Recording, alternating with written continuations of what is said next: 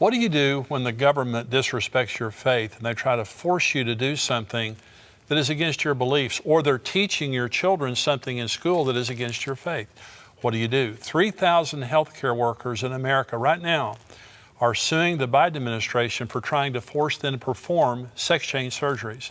This is very important. I'm talking about this today on a segment called God versus Government. I'm also interviewing author Mark Hitchcock on his book, ISIS, Iran, Israel, in the End of Days. We're talking about what's happening in the Middle East, also what's happening with Russia, and I'm answering your questions. I'm Jimmy Evans. Welcome to the Tipping Point Show.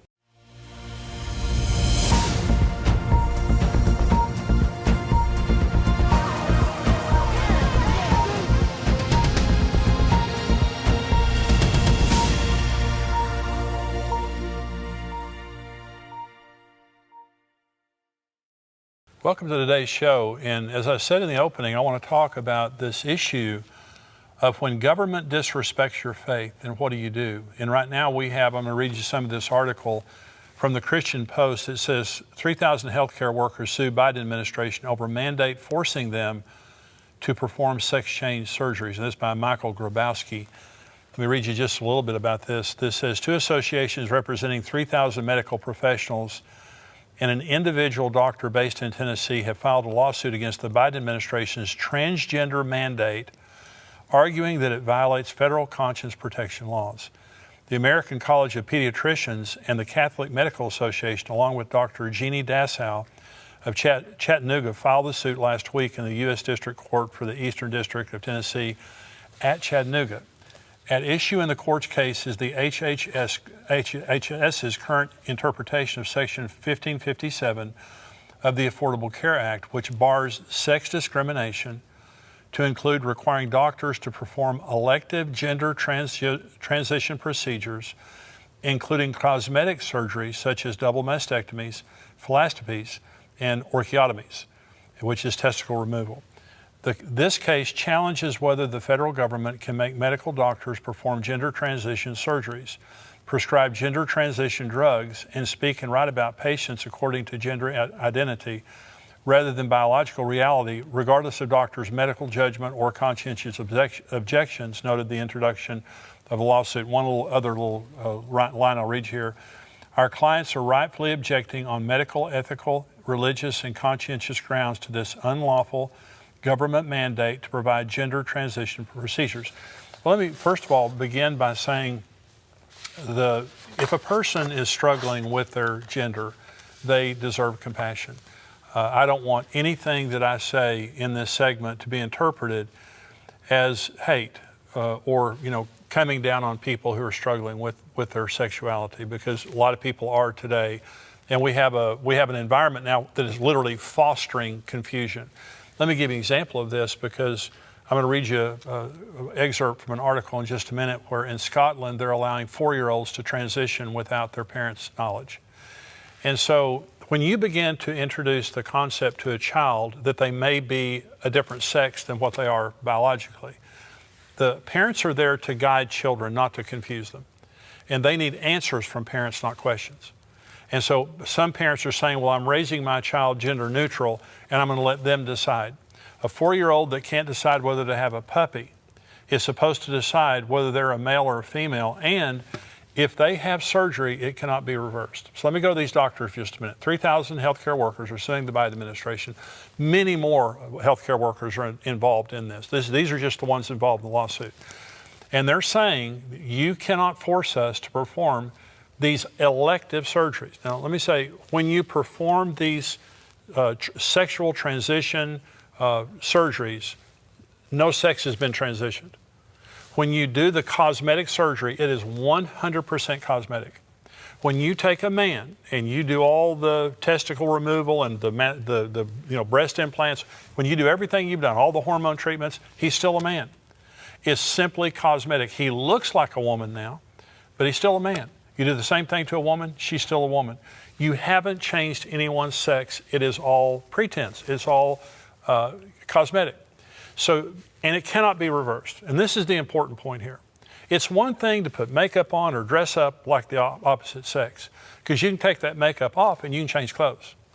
But when you take a child or even an adult and you cut off their genitals, you can't replace those genitals. And 60 Minutes did a special. The very well-respected news organization 60 Minutes did a special on the growing number of people who have regrets about their sex change surgery. There is a website I encourage you to go to. It's called sexchangeregret.com. And the man who has that site transitioned to a woman. His grandmother dressed him up in girls' clothing as a little boy, and it confused him sexually. He lived as a woman for many years, finally came to Christ, realized that he was chasing the wrong thing, transitioned back, not physically, but just emotionally, transitioned back to being a man, and now he lives to help people avoid the same mistakes that he did. And on his website are the testimonies of the many, many people who had sex change surgeries and lived to regret it. 41%, this statistic is on his website, 41% of people who have sex change surgeries attempt suicide afterwards. That doesn't sound like happy customers to me. And some people say, well, the reason they attempt suicide is because they're bullied. No, the reason that they attempt suicide is because they woke up thinking that they would be different down there, and they're dead down there. The sex change surgery didn't change their sex, it destroyed their sex.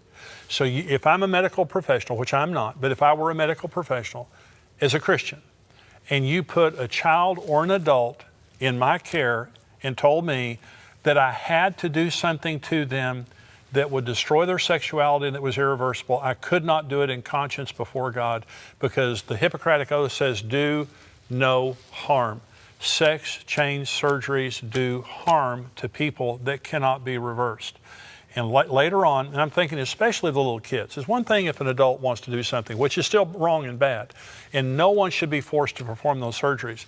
But for a child, a 4-, 5-year-old, 6-year-old child, I'm just saying, as a junior high kid, I would have said I was a girl to get in the girls' locker room. I'm just telling you right now, I wasn't a girl, but I would have said it. I promise I would have said it every day to get in the girls' locker room. All this stuff is so open to interpretation, is so open to abuse. And so this is something that has to be stopped. And now the government is saying you must do something against your conscience. Okay, you don't do it. I'm just saying you just don't do it. And I applaud all the people standing up over this. I pray the Supreme Court, because it'll go to the Supreme Court, I pray that they will stand up for this, for our religious freedoms and the freedom of speech and all the freedoms that are involved in this. But this has never been done before in the United States of America. Now, Obama tried it with abortion, but President Trump repealed the mandate he tried to get doctors to perform abortions. President Trump repealed it, but now Biden's after it again. And so this is a big thing in the news. This is another article. Critics say Illinois' new sex ed guidelines promote abortion and sexualize students. This is from the Christian Post. Ryan Foley. Conservatives are criticizing the new sex education curriculum approved by Illinois Governor J.B. Pritzker, alleging that it will expose children to sexually charged content with an ideological agenda. Pritzker, a Democrat, signed Senate Bill 818 into law on August 20th. The legislation in part calls for the implementation of comprehensive personal health and safety and comprehensive sexual health education curriculum that aligns with the national sex education standards.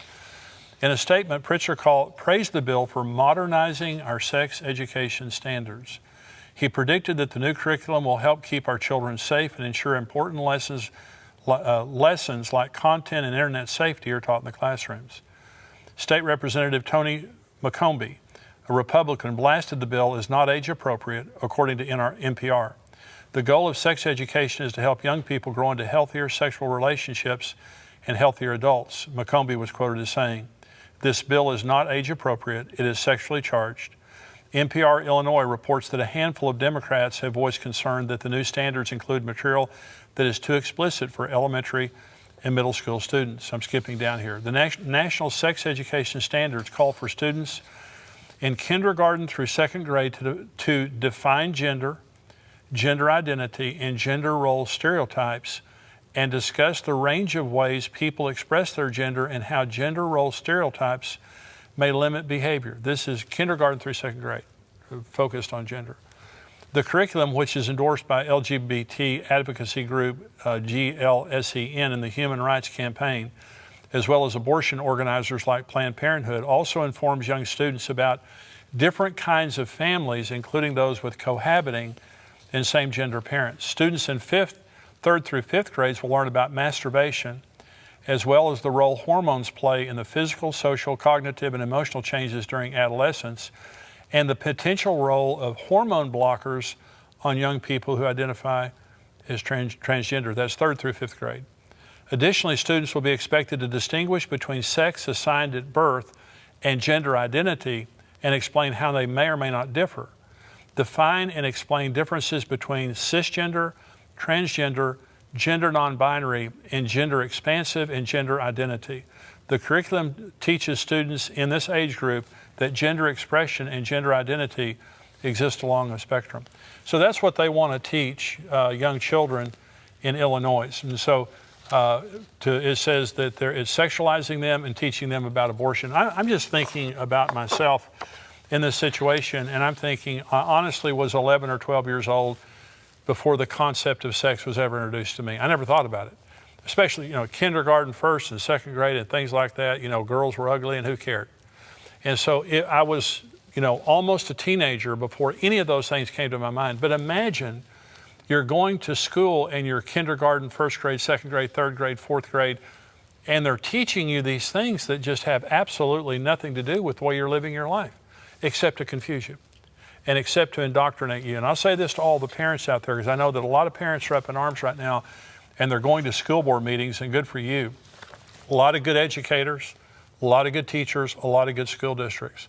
But the ones that are trying to indoctrinate your children, you need to stand up to them and force them to change or take your child out of those schools. I would never in a million years allow my children to go to a school to be indoctrinated and to be brainwashed like that. They are there to educate, math, writing, reading, all those kinds of science, all those kinds of things.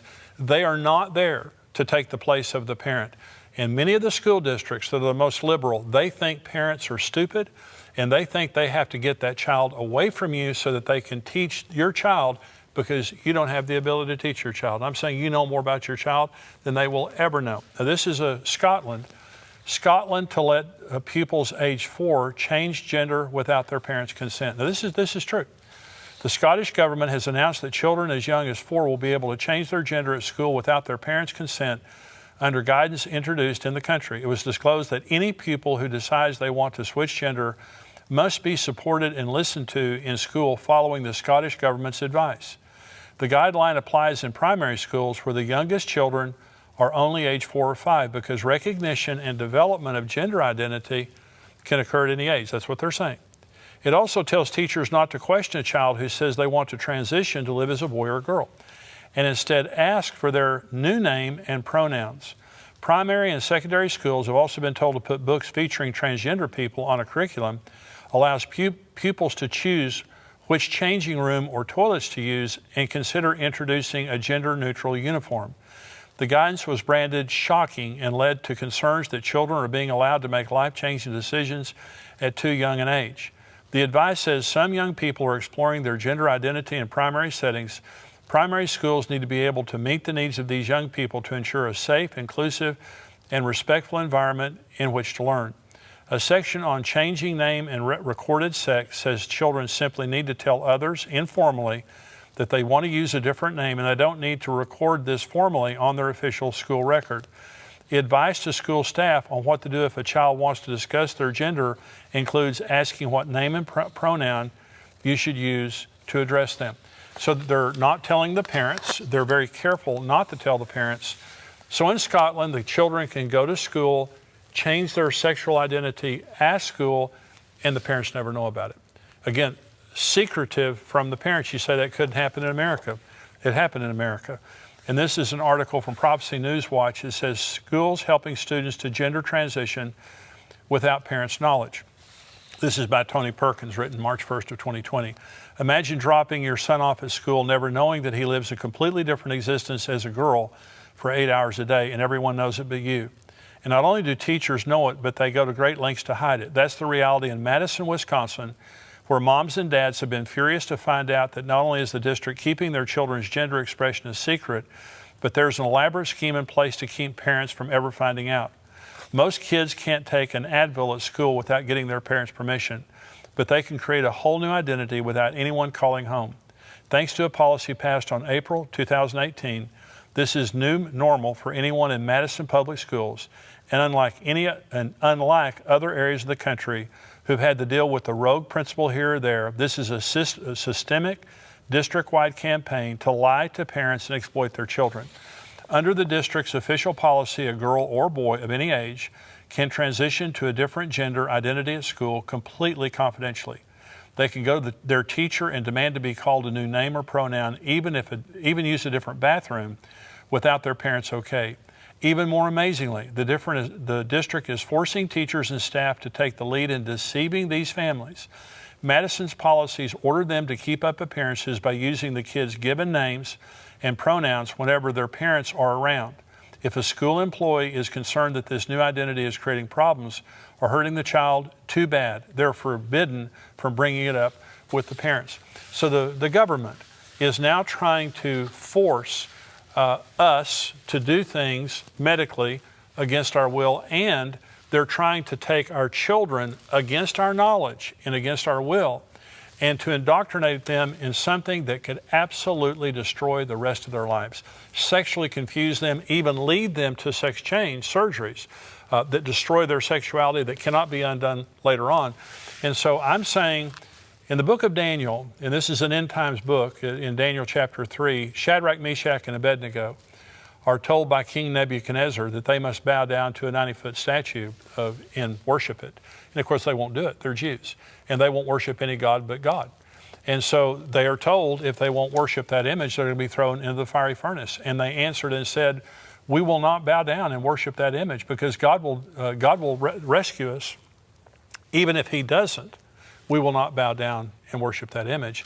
They were thrown in the furnace. Jesus, the fourth man in the furnace, he met them there, saved them.